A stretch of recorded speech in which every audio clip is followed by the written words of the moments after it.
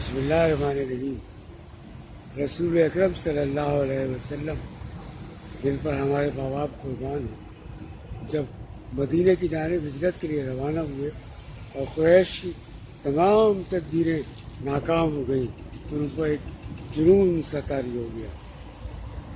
چونکہ رسول اللہ کے بستر پر حضرت علی رضی اللہ تعالیٰ عنہ استراحت فرما رہے تھے، تو انہوں نے حضرت علی پر اپنا غصہ نکالا اور ان کو گھسیٹ کر بیت اللہ شریف تک لے گئے، اور بعض روایات کے مطابق ان کو زد و کوب بھی کیا۔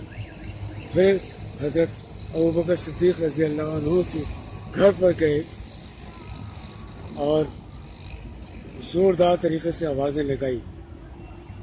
گھر کے باہر حضرت ابوبکر کی صاحبزادی حضرت اسما باہر نکلی تو ابو جہل نے ان سے ان کے متعلق دریافت کیا۔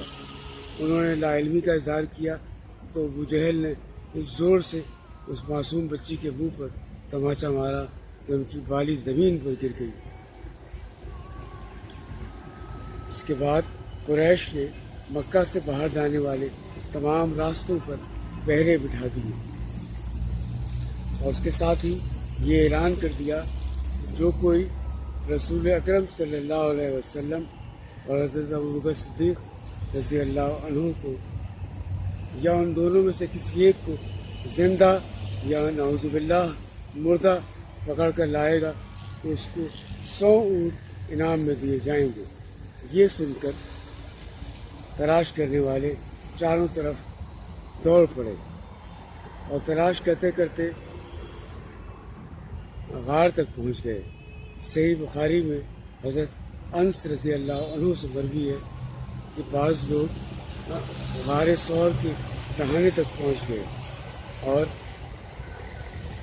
ان کے پاؤں حضرت ابوبکر صدیق کو نظر آنے لگے۔ انہوں نے رسول اللہ سے کہا کہ اگر یہ لوگ اپنے پیروں کی طرف نگاہ کر لیں تو ہم لوگ نظر آ جائیں گے۔ اس پر رسول اللہ نے کہا کہ غم نہ کرو، اللہ تعالیٰ ہمارے ساتھ ہے۔